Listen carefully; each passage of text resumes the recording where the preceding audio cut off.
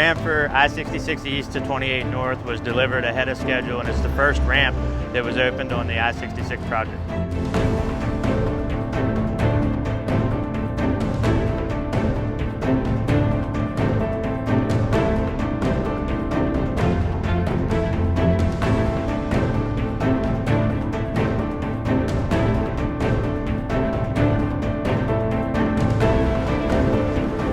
To throw some numbers, we are talking about 300,000 cubic yards of excavation and construction of 2 bridges over I-66 and 28.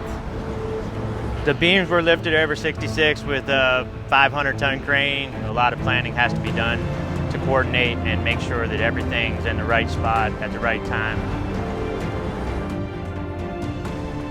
The geology we have in this project and in this particular section requires the blasting. 90% of everything here is rock. The biggest challenge that we faced with the small church blasting was the proximity with all the neighborhoods that we have in this area.